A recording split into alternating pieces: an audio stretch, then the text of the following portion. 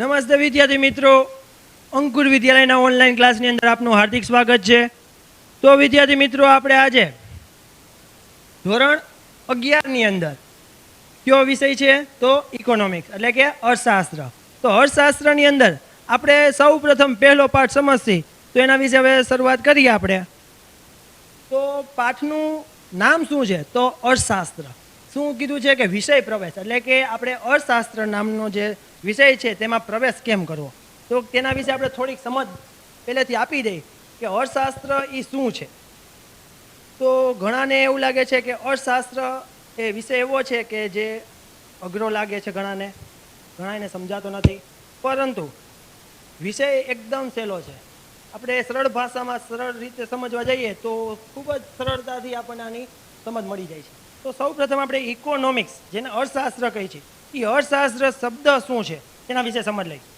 તો અર્થ એટલે કે નાણું, કે નાણાંને લગતી વસ્તુઓ કે કામકાજ. હવે એને લગતું શાસ્ત્ર એટલે કે અર્થશાસ્ત્ર. તો સામાન્ય રીતે કંઈ કે આપણું ઘર છે, એક સમાજ છે કે એક દેશ છે, તો તે દેશની અંદર કોઈ પણ માનવી હોય, એ માનવી પોતાના જીવન ગુજરાન માટે જે આર્થિક પ્રવૃત્તિ કરે અને જે એનું આર્થિક વર્તન હોય, એ વર્તનનો અભ્યાસ કરવાનું શાસ્ત્ર એટલે શું કહેવામાં આવે છે? અર્થશાસ્ત્ર. તો થોડી ઘણી તમને માહિતી મળી ગઈ અર્થશાસ્ત્ર એટલે શું. તો હવે આપણે પાઠની અંદર પ્રવેશ કરી તો સૌ પ્રથમ શું આવે છે પાઠમાં? પ્રસ્તાવના, ઇન્ટ્રોડક્શન. તો ઇન્ટ્રોડક્શનમાં સમજી કે અર્થશાસ્ત્ર છે શું, તો કેવી રીતે અર્થશાસ્ત્રની શરૂઆત થઈ. તો માનવી બુદ્ધિશાળી પ્રાણી છે. કેવું છે પ્રાણી? બુદ્ધિશાળી છે. તેથી તે પોતાની આસપાસની પરિસ્થિતિનું વિશ્લેષણ કરી શકે છે. તો માનવી કેવો છે? બુદ્ધિશાળી છે. તેથી તેની આજુબાજુ થયેલી ઘટનાઓ કે પરિસ્થિતિઓ શું કરી શકે છે? વિશ્લેષણ, એનાલિસિસ જેને આપણે કહીએ છીએ, તો કરી શકે છે. અને વર્ગીકરણ એટલે કે છૂટું પાડી શકે છે જે પરિસ્થિતિ છે એને, કરી શકે છે. અને માનવ જીવન સુખરૂપ ચાલે તે માટે તે વ્યવસ્થાઓ ઊભી કરી છે. તો શું કીધું છે કે માનવી એવું બુદ્ધિશાળી પ્રાણી છે કે પોતાની આજુબાજુની પરિસ્થિતિ છે જેનું વિશ્લેષણ કરે છે, વિશ્લેષણ કરી તેમાં વર્ગીકરણ કરે છે, અને વર્ગીકરણ કર્યા બાદ તે માનવી જીવન કેવું રહે તો સુખમય, સુખરૂપી ચાલે, એટલે કે શાંતિથી પોતાની કોઈ અગવડતા ન પડે તેવું ચાલે, તે માટે તેને વ્યવસ્થા ઊભી કરી શકે છે. જેમ કે શું કીધું છે? સમાજ વ્યવસ્થા, રાજ્ય વ્યવસ્થા અને અર્થવ્યવસ્થા. તો આપણે આ ત્રણ વ્યવસ્થાની મહત્વ છે. તો સમાજ વ્યવસ્થા એટલે કે જે માનવીઓ છે એ એકબીજા માનવી પોતાના નીતિ નિયમોમાં અંદર રહીને એકબીજા સાથે રહી શકે, તેના માટે જે વ્યવસ્થા ઊભી કરી છે ને આપણે શું કહીએ છીએ? સમાજ વ્યવસ્થા. પ્લસ આગળ જોઈએ તો રાજ્ય વ્યવસ્થા. તો ભાઈ રાજ્યની અંદર જે વહીવટ છે બધા નીતિ નિયમમાં મર્યાદિત રીતે રહે, તેના માટે એક વ્યવસ્થા ઊભી કરી છે જેમાં રાજ્ય વ્યવસ્થા આવે છે. અને છેલ્લી આવે છે કઈ? અર્થવ્યવસ્થા, જે માનવી માટે ખૂબ જ અગત્યની છે. શું કામ? કે માનવીને જીવવા માટે નાણું જોઈએ, એટલે કે અર્થ જોઈએ.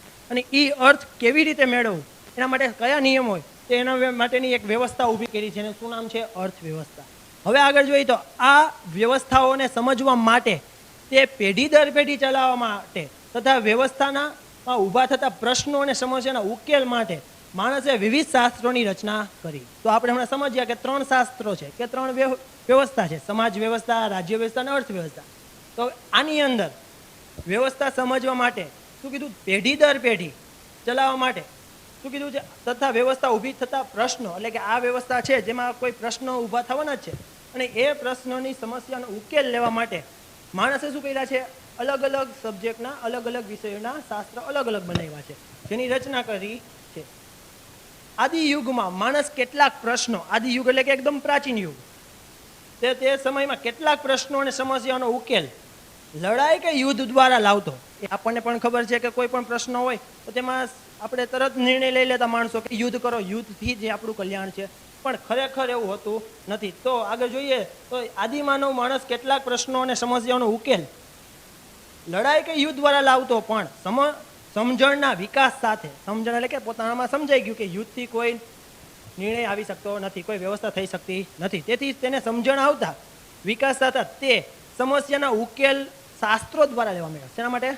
શાસ્ત્રો દ્વારા, એટલે કે પોતાના નીતિ નિયમોના આધારે અને બુદ્ધિપૂર્વકની ગણતરીઓ દ્વારા લાવતો થયો. અને અર્થશાસ્ત્ર આ રીતે માનવીની આર્થિક સમસ્યાના ઉકેલ માટે તથા માનવીના આર્થિક વર્તનોના અભ્યાસ કરતું શાસ્ત્ર છે. તો અર્થશાસ્ત્ર આપણે સમજ્યા કે આ રીતે અર્થશાસ્ત્રમાં પ્રવેશ આપણે કર્યો. તો હવે અર્થશાસ્ત્રનો અર્થ, મિનિંગ ઓફ ધ ઇકોનોમિક્સ. તો હવે એમાં આગળ વાત કરી તો અર્થશાસ્ત્ર શબ્દનો સાદો અર્થ શું છે? તો અર્થનું શાસ્ત્ર. શું કહેવાય છે? અર્થનું શાસ્ત્ર. સંસ્કૃત શબ્દ અર્થ પરથી આ શબ્દ ઉતરી આવ્યો છે. તો જેમાં સંસ્કૃતમાં અર્થ શબ્દના અનેક અર્થ થાય છે. શું થાય છે? અર્થ શબ્દ છે જેનો અનેક અર્થ થાય છે. જેમાં એક જ છે, જેમાંનો એક છે ઉપદેશ્ય. શું છે? ઉપદેશ્ય. કે કશુંક મેળવવું. શું કરવાનું કીધું છે? કશુંક મેળવવું. કે અર્થ સંસ્કૃત ભાષામાં અર્થનો મિનિંગ શું થાય છે? કશુંક મેળવવું, એટલે કે કંઈક મેળવવું. જે આધુનિક આર્થિક અર્થ સાથે વધારે સુસંગત છે. તો અત્યારે આપણે કોઈ પણ કાર્ય કરી છીએ તો રોજિંદા જીવનમાં આપણે જે અર્થ માટે જ કામ કરી છીએ. હંમેશા આપણે મગજમાં એક વસ્તુ હોય જ છે કે કશુંક મેળવવું. કે કોઈ જગ્યાએ જોબ કરી છીએ તો આપણે એમાં વિચાર એ જ હોય છે કશુંક મેળવવું. કોઈને હેલ્પ કરી છીએ તો પણ આપણને એમ યાદ લાગે છે કે કશુંક મેળવવું. તો જે તમને કશુંક મેળવવાની જે વિચાર આવે છે તેને શું કહેવામાં આવે છે? અર્થશાસ્ત્ર. તો એની સાથે સંબંધ જોડાવેલો છે. હવે આપણે આગળ વાત કરી તો અંગ્રેજીમાં ઇકોનોમિક્સ પણ કહેવાય છે. તો ઇકોનોમિક્સ શબ્દ જે છે એ ક્યાંથી ઉતરી આવ્યો? તો એના ઉપર વાત કરી તો અંગ્રેજીમાં આપણે હવે સમજ મેળવી તો અંગ્રેજી શબ્દમાં ઇકોનોમિક્સ છે. તો ઇકોનોમિક્સ શબ્દ ક્યાંથી ઉતરી આવ્યો? તો ગ્રીક શબ્દ જે છે ઓક્યોનોમિક્સ પરથી ઉતરી આવ્યો છે. અને પ્રાચીન ગ્રીસમાં ઘર વખરી સરસામાન કે જે વ્યક્તિગત માલિકીના હોય તેને ઓક્યોસ કહેતા અને આ ઘરના સરસામાનનું વ્યવસ્થાપન કરવાની રીતને નોમસ કહેવામાં આવતું. એટલે આમાં શું છે? સરળ ભાષામાં કહીએ તો શબ્દ ઇકોનોમિક્સ જે છે એનો મિનિંગ શું થાય છે? કે ઘર સામાનનું જે વ્યવસ્થાપન કરવામાં આવે છે તેને આપણે શું કહીએ છીએ? ઇકોનોમિક્સ. તો એક રીતે જોવા જાય વિદ્યાર્થી મિત્રો તો ઇકોનોમિક્સ એ દેશને પણ જે આપણા આખા દેશને ચલાવવા માટે જે સરસામાન છે તેને વ્યવસ્થિત રીતે ચલાવવા માટે વ્યવસ્થાપન કરવા માટે ઇકોનોમિક્સ શબ્દનો ઉપયોગ થાય છે. હવે આપણે આગળ વાત કરીએ તો અર્થશાસ્ત્રનું ભારતીય ચિંતન એટલે કે આપણે જે ઇકોનોમિક્સ છે એનું ઇન્ડિયાનું આપણા વિચારો શું છે? તો હવે એમાં આગળ વાત કરી તો ભારતમાં સભ્યતા અને સંસ્કૃતિનો ઇતિહાસ આશરે 5000 વર્ષથી પણ વધુ જૂનો છે. જે વિશ્વમાં સૌથી જૂનામાં જૂની સંસ્કૃતિ કઈ અત્યાર સુધીની વિદ્યાર્થી મિત્રો તો એવું જ કહેવામાં આવે છે કે ભારતની જે સંસ્કૃતિ છે જે હડપ્પા સંસ્કૃતિ તે જ જૂની ગણવામાં આવે છે અને એનો ઇતિહાસ 5000 વર્ષ આશરે છે. માટે જ ભારતીય તત્વચિંતનમાં માનવ જીવનના વિવિધ પાસાઓનો અભ્યાસ માર્ગદર્શન જોવા મળે છે. હવે આપણે આગળ વાત કરી તો ધર્મ, અર્થ, કામ અને મોક્ષ આ 4 પુરુષાર્થ છે. આપણા ધાર્મિક વિધિ જે લગ્ન પ્રસંગ છે તેમાં લગ્ન થતા હોય છે તેને પણ 4 ફેરા ફેરવવામાં આવે છે. એ 4 ફેરા પણ આ આધારે જ ફેરવવામાં આવે છે ધર્મ, અર્થ અને કામ અને મોક્ષ પૂરતી. હવે આપણે જોઈએ કે જે માણસે કરવાના હોય છે તો આપણે જીવનમાં આ 4 જ કાર્યો છે જે મહત્વના છે. ધર્મ એટલે કે તમારું જે ધર્મ છે, તમે જોબ કરવાની કે પછી તમારું ઘર કામ કરવાનું કે તમારે ઘરનું ભરણ પોષણ કરવાનું તે તમારો શું થયો કહેવાય? એક રીતનો ધર્મ થયો કહેવાય. અર્થ એટલે કે એના માટે જે અર્થ ઉપાર્જન કરી જે પૈસા મેળવવાની પ્રવૃત્તિ છે એને અર્થ ઉપર આવે છે. કામ એટલે કે તમારો ઘર સંસાર જે છે તેને યોગ્ય રીતે સુચારુ રીતે ચલાવવાનો. મોક્ષ એટલે કે આ બધા કર્મ કરીને છેલ્લે તમારું મૃત્યુ સાથે જોડાય છે. તો એવી રીતે 4 પુરુષાર્થ ઉપર જ આ માણસે કરવાના હોય છે. માનવ જીવનના આ 4 મુખ્ય ઉપદેશ છે જેમાંથી અર્થ માટે કરવામાં આવતી પ્રવૃત્તિ સાથે અર્થશાસ્ત્રને લેવા દેવા છે. તો આ 4 પુરુષાર્થમાં પણ આપણે જે અર્થ છે એની સાથે આપણે અર્થશાસ્ત્રને લેવા દેવા છે એટલે કે એની એરે કનેક્ટિવિટી છે. હવે આપણે આગળ ચર્ચા કરીએ આપણા ભારતીય અર્થશાસ્ત્રના ચિંતન ઉપર. તો કશુંક મેળવવાની અપેક્ષા સાથે થતી પ્રવૃત્તિને અર્થપૂર્ણ પ્રવૃત્તિ કહેવાય છે. તો કેવી કહેવાય છે? કશુંક મેળવવા એટલે કે કાંઈક મેળવવા માટેની જે પ્રવૃત્તિ કે અપેક્ષા સાથે જે પ્રવૃત્તિ કરવામાં આવે તેને શેની સાથે જોડેલું છે? અર્થપૂર્ણ પ્રવૃત્તિ સાથે. જીવન નિર્વાહ અને ભૌતિક સુખોની પ્રાપ્તિ. જીવન નિર્વાહ એટલે કે જીવનને ચલાવવા માટે અને ભૌતિક સુખો. ભૌતિક એટલે શું? કે તમે જે જીવન જરૂરિયાત ચીજ વસ્તુઓ જેવી છે કે ઘરના વાસણો છે કે ઘરની ફર્નિચર છે કે મોબાઈલ છે, ટીવી છે, આ બધી વસ્તુઓ શેના માટે આવે છે? ભૌતિક વસ્તુઓમાં. તો ભૌતિક સુખ પ્રાપ્તિ માટે અર્થ ઉપાર્જન. અર્થ ઉપાર્જન એટલે શું થાય છે? પૈસાનું ઉપાર્જન કરવું એટલે કે પૈસા મેળવવા કરવું એટલે કે આવક મેળવવા માટે તે માણસનું કર્તવ્ય છે. તો શું છે? આ આપણું એક મહત્વનું એવું કાર્ય છે. અને આશરે આગળ વાત કરી તો આશરે 2500 વર્ષ પહેલા, કેટલા વર્ષ પહેલા? 2500 વર્ષ પહેલા અર્થશાસ્ત્ર નામના પોતાના પુસ્તકમાં કૌટિલ્યએ કે જેનું બીજું નામ શું છે? ચાણક્ય, જેના નામથી તમે બધા પરિચિત હશો, જે ભારતનો એક અર્થશાસ્ત્રી તરીકે પણ ઓળખાય છે. તો એ 2500 વર્ષ પહેલા મૌર્ય કાળની અંદર તે થઈ ગયેલો હતો. તે ચાણક્ય હતો. એનું નામ બીજું શું છે? કૌટિલ્ય. તેમણે માનવીની આર્થિક પ્રવૃત્તિઓ માટેનું ચિંતન રજૂ કર્યું હતું. શું કર્યું હતું? માણસોની જે આર્થિક પ્રવૃત્તિઓ છે તેના વિશે ચિંતન એટલે કે પોતાના વિચારો રજૂ કર્યા હતા. કે આ સંદર્ભમાં કૌટિલ્ય એટલે કે ચાણક્યએ શું કીધું છે કે મનુષ્યની વૃત્તિ અર્થ છે. શું છે? મનુષ્યની વૃત્તિ કેવી છે? અર્થ છે. મનુષ્ય કોઈ પણ રીતે ગમે તે બાબતે પોતાનો અર્થ એટલે કે પોતાને કશુંક મેળવવાની ઈચ્છા ધરાવતો હોય એટલે કે એની વૃત્તિ જ કેવી છે? અર્થવાળી છે. મનુષ્યના વસવાટવાળી ભૂમિ પણ શું છે? અર્થવાળી છે. એ સામાન્ય સમજાવું તો મનુષ્ય જે તે મનુષ્ય ક્યાં રહેવાનું પસંદ કરશે? જ્યાં તેને આવક મળશે ત્યાં. આપણે જોઈએ છે કે નોકરી બાબતે છે કે રહેવા બાબતે છે કે ખેતી બાબતે કોઈ પણ વ્યક્તિ પોતાની આવક મેળવવા માટે પોતાની ભૂમિ પસંદ કરે છે. તો ભૂમિ પણ કેવી છે? અર્થવાળી છે. તેવી જ રીતે પૃથ્વીના લાભ પાલનના ઉપાયો દર્શાવતું શાસ્ત્ર એટલે શું છે? અર્થશાસ્ત્ર. તો ચાણક્ય આ બાબત ઉપર રજૂ કરે છે. હવે ભારતીય ચિંતનમાં માનવ કલ્યાણનો સમગ્રતા વિચાર થતો હતો અને આર્થિક પ્રવૃત્તિ પણ માત્ર અર્થ કેન્દ્રિત ન રહેતા નૈતિક આધારો સાથે સમગ્ર માનવ કલ્યાણને ધ્યાનમાં રાખીને થાય છે. તો શું કીધું છે? ભારતીય ચિંતનમાં માનવ કલ્યાણનો સમગ્ર વિચાર થયો હતો એટલે કે સંપૂર્ણ બધા માટેનો વિચાર થયો હતો. પ્રવૃત્તિ માત્ર અર્થ કેન્દ્રિત ન રહેતા એટલે કે માત્ર આપણો જે અર્થ શાસ્ત્રનો જે આપણો ચિંતન છે તેમાં મનુષ્યનો અર્થ કેન્દ્રિત નથી, પણ નૈતિક આધારો સાથે સમગ્ર માનવ કલ્યાણ એટલે કે માણસનું કલ્યાણ થાય એને ધ્યાનમાં રાખીને થાય છે. માટે ચાણક્યના અર્થશાસ્ત્રમાં નીતિશાસ્ત્રની પણ અસર જોવા મળે છે. નીતિશાસ્ત્ર એટલે શું થાય? તો એક રીતે જોવા જઈએ તો એના સિદ્ધાંતો કેવી રીતે જીવન જીવવું અને માણસને અર્થની સિવાયની બાબતોનો પણ નીતિશાસ્ત્રમાં સમાવેશ થાય છે.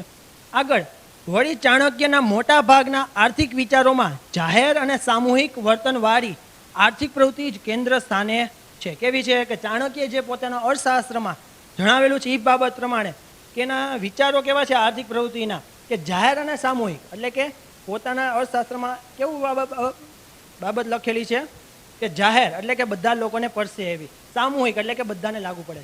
હવે એને કેન્દ્ર સ્થાને છે.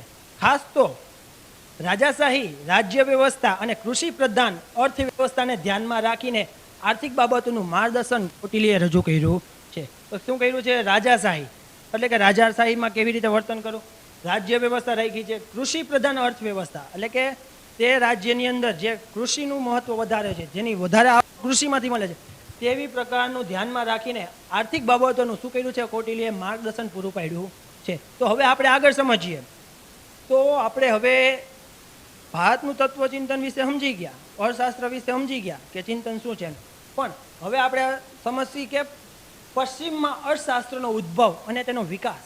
કે આપણા દેશમાં તો આ રીતે હતો, પણ વિદેશમાં એટલે કે પશ્ચિમી દિશામાં જે આવેલા દેશોનું છે એના વિકાસ અને એનો ઉદ્ભવ કેવી રીતે થયો. તો હવે વાત કરી કે તત્વચિંતન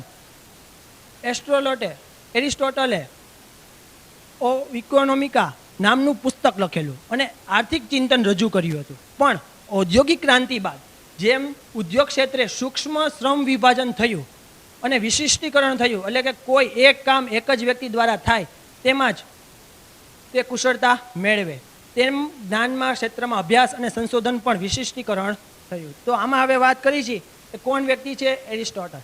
તમને ખબર હશે વિદ્યાર્થી મિત્રો એરિસ્ટોટલ કોણ છે?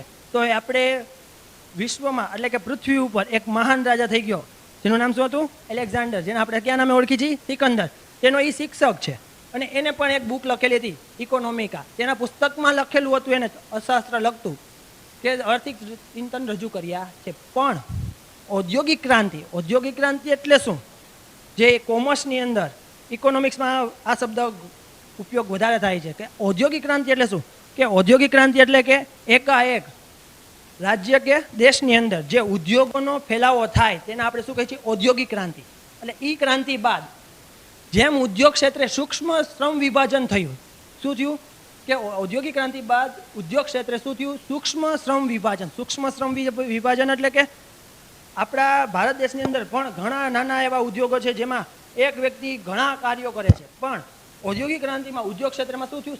સૂક્ષ્મ શ્રમ વિભાજન, એટલે કે કોઈ એક વ્યક્તિ એક જ કામમાં કામ કરવું પડે, એટલે કે એક જ વસ્તુ થઈ શકે. તો આવી રીતે શ્રમ વિભાજન થવાથી અને વિશિષ્ટીકરણ થવું, વિશિષ્ટીકરણ એટલે કે આધુનિકતા તરફ લઈ જાઓ, ઓછી મહેનતે વધારે કામ થાય, એવા શરૂઆત થવાથી, એટલે કે જો લખ્યું જ છે વિદ્યાર્થી મિત્રો કે સૂક્ષ્મ શ્રમ વિભાજન એટલે શું? કોઈ એક કામ એક જ વ્યક્તિ દ્વારા થાય અને તેમાં જો તે કુશળતા મેળવે. તેમ જ્ઞાનના ક્ષેત્રોમાં અભ્યાસ અને સંશોધનમાં પણ વિશિષ્ટીકરણ થયું. એટલે કેવી રીતે થયું કે ભાઈ જ્ઞાનના ક્ષેત્રોમાં, એટલે કે એજ્યુકેશનમાં, ટેકનોલોજીમાં, એમાં પણ અને સંશોધનમાં પણ શું આવવા માંડ્યું? વિશિષ્ટીકરણ આવવા માંડ્યું.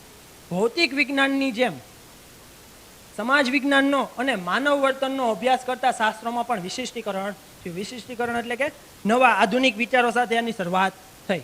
હવે આપણે આગળ વાત કરી કે આટલું કટ કરી દો. તથા અભ્યાસની પદ્ધતિ માત્ર તર્ક કે કલ્પના આધારિત ન રહેતા પ્રયોગ અને ચકાસણી આધારિત વૈજ્ઞાનિક પદ્ધતિથી અભ્યાસ શરૂ થતા એટલે ત્યાર સુધી માનવીના આર્થિક વર્તનનો રાજ્યશાસ્ત્ર અને નીતિશાસ્ત્ર કે તત્વચિંતનના ભાગરૂપે અભ્યાસ થતો હતો. તેનો સ્વતંત્ર વિષય તરીકે અભ્યાસ શરૂ થયો હતો. એટલે કે શું કીધું છે કે વૈશિષ્ટીકરણ નવું આધુનિક સ્વરૂપ ધારણ કરતા શું થયું? માત્ર કલ્પના આધારિત કે તર્ક આધારિત નહીં, પરંતુ પ્રયોગ, ચકાસણી અને વૈજ્ઞાનિક પદ્ધતિનો અભ્યાસ શરૂ કરીને અર્થશાસ્ત્રની શરૂઆત થાય છે. હવે આગળ વાત કરીએ તો ઔદ્યોગિક ક્રાંતિને કારણે મોટા યંત્રો, મોટા પાયે ઉત્પાદન, આર્થિક સત્તાનું કેન્દ્રીકરણ. આર્થિક સત્તાનું કેન્દ્રીકરણ એટલે કે કોઈ વસ્તુ કે સંપત્તિ છે તે કોઈ એક વ્યક્તિના હાથમાં વધારે રહે, એવી રીતે આર્થિક સત્તાનું શું થઈ ગયું? કેન્દ્રીકરણ થઈ ગયું. જંગી મૂડીરોકાણને પરિણામે, એટલે કે મોટા પાયે મૂડીરોકાણને કારણે નવી જ આર્થિક સામાજિક વ્યવસ્થા ઊભી થઈ. તે હાલમાં પણ આપણા દેશમાં કે દુનિયાના કોઈ પણ દેશમાં જોઈ શકીએ છીએ કે એ મોટી મોટી ફેક્ટરીઓ છે તે કોઈ એક માલિકની હોય છે અને તેની નીચે શું હોય છે? મજૂરો કામ કરતા હોય છે. તેવા મોટી જગમ મૂડી કે જંગી મૂડીની રોકાણને કારણે આર્થિક સામાજિક વ્યવસ્થા ઊભી થઈ.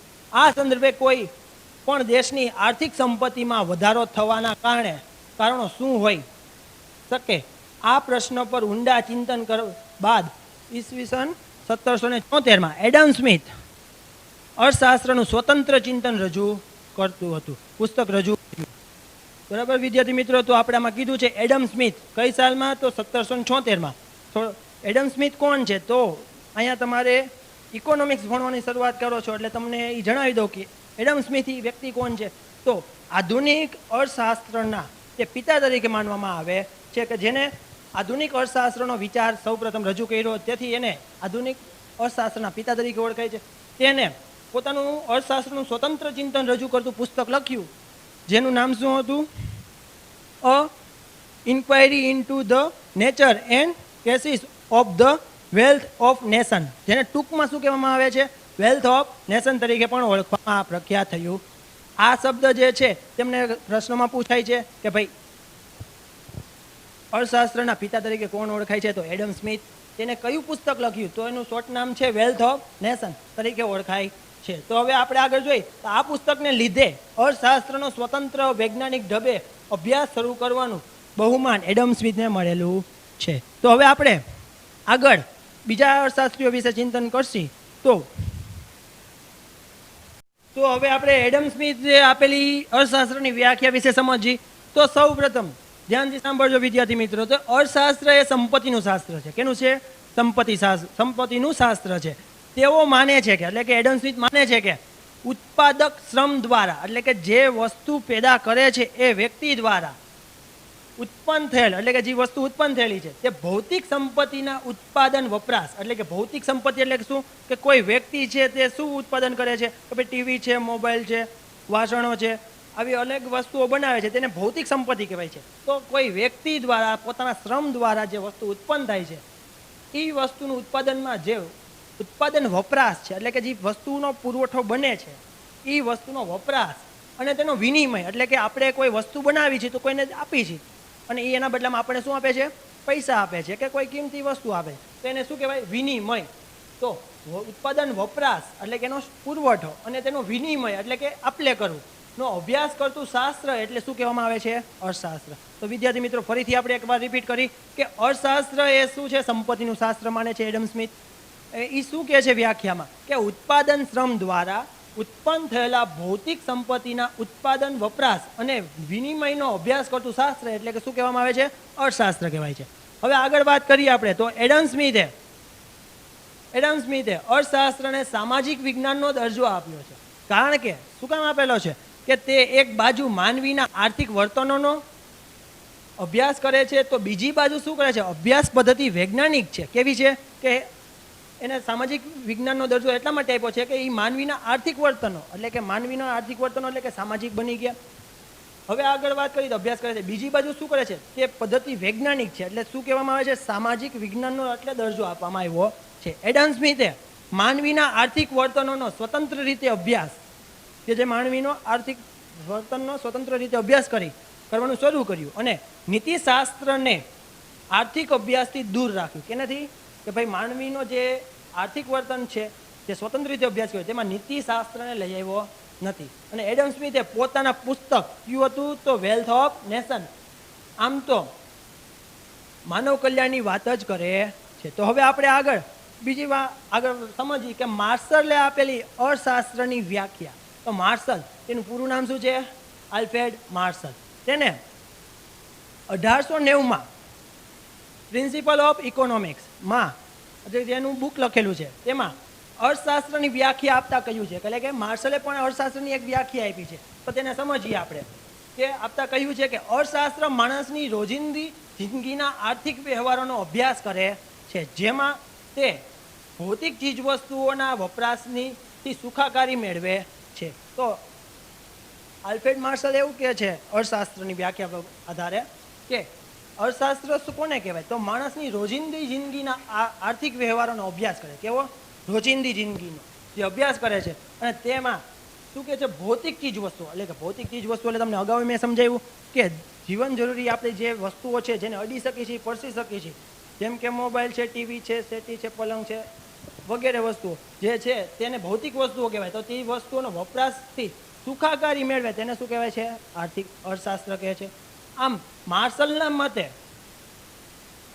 અર્થશાસ્ત્ર માનવીની રોજિંદી આર્થિક પ્રવૃત્તિઓનો અભ્યાસ કરે છે. તો માર્શલનું કહેવા પ્રમાણે શું કહે છે કે માનવી રોજિંદી આર્થિક પ્રવૃત્તિનો અભ્યાસ કરે છે અને માણસ ભૌતિક ચીજ વસ્તુઓના વપરાશથી સુખાકારી મેળવવાનો કેવી રીતે પ્રયાસ કરે છે તેનું વિશ્લેષણ કરે છે. જોકે માર્શલ માત્ર ભૌતિક અને માપી શકાય તેવી વસ્તુઓના વપરાશની જ વાત કરે છે, તેથી માર્શલની આ વ્યાખ્યા ટીકાનો ભોગ બન્યો.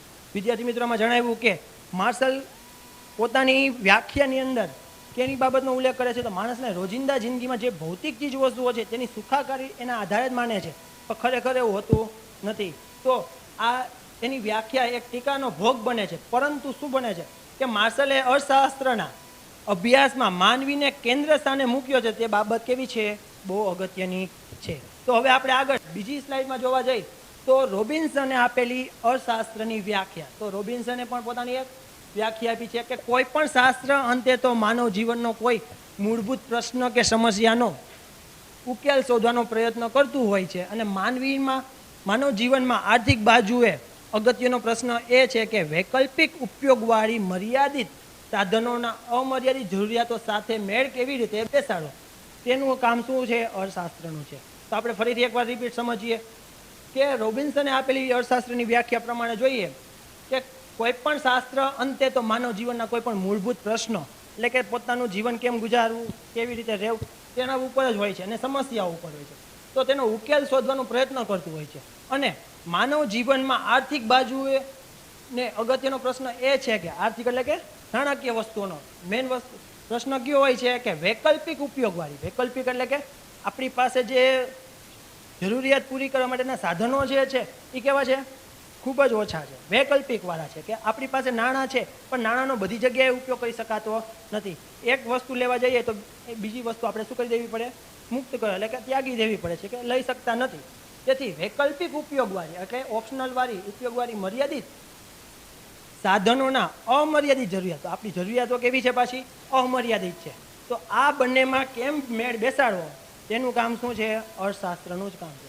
હવે આગળ આપણે વાત કરી 1931 ની અંદર લાયોન્સન રોબિન્સને પોતાના પુસ્તક નેચર એન્ડ સિગ્નિફાયન્સ ઓફ ઇકોનોમિક્સમાં અર્થશાસ્ત્રની વ્યાખ્યા આપી કે economics is the science which studies human behaviour as a relationship between ends and scarce means which have alternative uses. તો અર્થશાસ્ત્ર એ માણસ પોતાની જરૂરિયાતો અને વૈકલ્પિક ઉપયોગ ધરાવતા સાધનો વચ્ચે કેવી રીતે મેળ બેસાડે છે તેની વર્તણૂકનો અભ્યાસ કરતું વિજ્ઞાન છે. તો વિદ્યાર્થી મિત્રો આપણે જોયું કે તેની પોતાની વ્યાખ્યા આપી છે, તેનું આપણે અહીંયા ગુજરાતી છે કે અર્થશાસ્ત્ર એ માણસ પોતાની જરૂરિયાતો અને વૈકલ્પિક ઉપયોગ ધરાવતા સાધનો વચ્ચે કેવી રીતે મેળ બેસાડી શકે તેની વર્તણૂક એટલે કે તેનો બિહેવિયરનો કે વર્તનનો અભ્યાસ કરતું શું છે? વિજ્ઞાન છે. તો અર્થશાસ્ત્ર આમાં શું દર્શાવે છે? વિજ્ઞાન સ્વરૂપે ધારણ કરાવે છે. તો હવે આપણે આગળ વાત કરીએ તો રોબિન્સનમાં કે માનવીની જરૂરિયાતો અમર્યાદિત છે. મેં તમને અગાઉ પણ જણાવ્યું કે માનવીની જરૂરિયાતો કેવી છે? અમર્યાદિત છે. વળી તે વારંવાર ઉદ્ભવે છે કે આપણે એકવાર ખોરાક લઈએ ત્યારબાદ આપણે વળી પાછો ખોરાક મેળવવા માટેની આપણી જરૂરિયાત કેવી છે? વારંવાર ઉદ્ભવે છે. એવી જ રીતે આનાથી વિરુદ્ધ આ જરૂરિયાતો સંતોષવાના સાધનો કેવા છે? મર્યાદિત છે. જેમ કે આપણે એકવાર ઘઉં લઈએ તો તે ઘઉંનો આપણે ખોરાક તરીકે ઉપયોગ કરી લઈએ, પણ પછી એ ઘઉં પાછા આપણને બીજી વાર મળતા નથી. એના માટે નવો જ પુરવઠો લેવો પડે છે. એટલે એનો મિનિંગ શું થયો કે આપણી જરૂરિયાતો અમર્યાદિત છે, તે વારંવાર ઉદ્ભવે છે, પણ એ જરૂરિયાતો સંતોષવાના જે સાધનો છે તે સાધનો કેવા છે? મર્યાદિત છે. અને પાછા શું કહેવાય છે? વૈકલ્પિક ઉપયોગ ધરાવે છે, એટલે કે અલગ અલગ ઉપયોગ ધરાવે છે. હવે આ સમસ્યાના સંદર્ભે અર્થશાસ્ત્રનું કામ એ અછતવાળા એટલે કે જે ઘટ છે તેની માત્રા લિમિટેડ છે એવા સાધનો કેવી રીતે ઉપયોગ થાય કે જેનાથી માણસની વધુમાં વધુ જરૂરિયાતો સંતોષાય તેનું માર્ગદર્શન કરવાનું છે. તો કોનું છે આ કામ? અર્થશાસ્ત્રનું છે. હવે આગળ વાત કરી તો રોબિન્સને અર્થશાસ્ત્રને વાસ્તવલક્ષી વિજ્ઞાન તરીકે રજૂ કર્યું છે. કેવું? વાસ્તવિક એટલે કે રિયાલિટી તરીકે દર્શાવ્યું છે કે તે હકીકત છે. તે માનવીના આર્થિક વર્તનનો અભ્યાસ કરતું શાસ્ત્ર છે. કેવું છે? માનવીનો આર્થિક વર્તનનો અભ્યાસ કરતું એક શાસ્ત્ર છે. જે આપણે અગાઉના પણ જે અર્થશાસ્ત્રીઓ હતા તેને પણ આવું જણાવેલું છે કે અર્થશાસ્ત્ર શું છે? તો માનવીના આર્થિક વર્તનોનો અભ્યાસ કરતું શાસ્ત્ર છે. રોબિન્સન માને છે કે અર્થશાસ્ત્ર શું છે? તો તેનો અભ્યાસ કરે છે શું હોવું જોઈએ તેની નૈતિક બાબતોનો અભ્યાસ કરતું નથી. આગળ આ અર્થમાં તે વાસ્તવલક્ષી શાસ્ત્ર છે, આદર્શવાદી શાસ્ત્ર નથી. એટલે કે આદર્શ એટલે કે સારું એવું નથી, પણ હકીકત તમને સાચું જણાવે છે એવું શાસ્ત્ર છે. હવે સેમ્યુઅલ્સને આપેલી અર્થશાસ્ત્રની વ્યાખ્યા વિશે આપણે વાત સમજીએ. હવે તો economics is the study of how society use square resources to produce valuable commodities and distribution them among different people. તો એનો મિનિંગ શું કહેવા માગે છે કે સમાજ કેવી રીતે પોતાના અછતવાળા સાધનો દ્વારા તો અગત્યની જરૂરિયાતોનું ઉત્પાદન કરે છે અને જુદા જુદા લોકો વચ્ચે વહેંચણી કરે છે. તો આમાં સમજવાનું કે સમાજ કેવી રીતે પોતાના અછતવાળા સાધનો દ્વારા અગત્યની જરૂરિયાતો ઊભી કરે છે. એટલે કે આપણી પાસે સાધનો ઘણા છે, પણ આપણી જરૂરિયાત જે છે એ જ પ્રકારની આપણા સાધનો દ્વારા શું કરે છે? વસ્તુનું ઉત્પાદન કરે છે અને જુદા જુદા લોકો વચ્ચે શું કરે છે? વહેંચણી કરે છે. તો અર્થશાસ્ત્રની આ રીતે એને વ્યાખ્યા આપી. તેનો અર્થશાસ્ત્ર અભ્યાસ કરે છે. 1947 એટલે કે સેમ્યુઅલ્સના સમાજની પસંદગીઓ અને વહેંચણીના મુદ્દાએ અર્થશાસ્ત્રના અભ્યાસ ક્ષેત્રમાં મહત્વનું સ્થાન આપે છે. તો હવે વિદ્યાર્થી મિત્રો આપણે જે વ્યાખ્યાઓ અલગ અલગ અર્થશાસ્ત્રીઓ વિશે સમજ્યા, હવે એના ઉપરથી આપણને શું તારણ મળે છે કે આમ અર્થશાસ્ત્રની વિવિધ વ્યાખ્યાઓ પરથી આ પ્રમાણેના મુદ્દાનો મહત્વના બને છે. તો સૌપ્રથમ આપણે જે વ્યાખ્યા સમજીએ એમાંથી મહત્વનો એવો શબ્દ કયો હતો કે અર્થશાસ્ત્ર માનવીના આર્થિક વર્તનનો અભ્યાસ કરતું શાસ્ત્ર છે. બીજું શું કીધું છે કે તે વાસ્તવદર્શી છે. ત્રીજું શું કીધું છે? તેની અભ્યાસ પદ્ધતિ વૈજ્ઞાનિક છે. કેવી છે? વૈજ્ઞાનિક છે. અને માટે તેને સામાજિક વિજ્ઞાનનો સુધાર આપવામાં સ્થાન આપવામાં આવ્યું છે. આપણે આમાં સમજ્યા કે અર્થશાસ્ત્રની વિવિધ વ્યાખ્યાઓ પરથી આ પ્રમાણે મુદ્દાઓ મહત્વના બને છે. તો સૌપ્રથમ શું આવે છે મહત્વનો મુદ્દો કે અર્થશાસ્ત્ર એ કેવું છે? માનવીના આર્થિક વર્તનનો અભ્યાસ કરતું શાસ્ત્ર છે. આપણે આ જે વ્યાખ્યા સમજીએ એમાંથી આટલું તારણ નીકળે છે. બીજું શું કયું તારણ નીકળે છે કે તે વાસ્તવદર્શી છે. કેવું છે? રિયાલિટી વાળો છે. તેની અભ્યાસ પદ્ધતિ વૈજ્ઞાનિક છે, માટે તે સામાજિક વિજ્ઞાન છે. તો વિદ્યાર્થી મિત્રો આપણે આજે જે ધોરણ ની અંદર પાઠ પહેલો જેનું નામ શું હતું, અર્થશાસ્ત્ર વિષય પ્રવેશ, એની અંદર આપણે આટલા વ્યાખ્યાઓ અને તેમાં સમજૂતી મેળવી. તો તમને આ વિડીયોઝની અંદર કોઈ પ્રશ્ન થાય તો તમે કોમેન્ટ બોક્સની અંદર જઈને પ્રશ્ન પૂછી શકો છો. જો વિડીયો તમને પસંદ આવ્યો તો લાઈક કરી શકો છો અને શેર પણ કરો અને ચેનલને સબસ્ક્રાઈબ કરજો, જેથી કરીને તમને આગામી જે વિડીયો અમારા આવશે તે તમને ઝડપથી મળતા રહે. Thank you.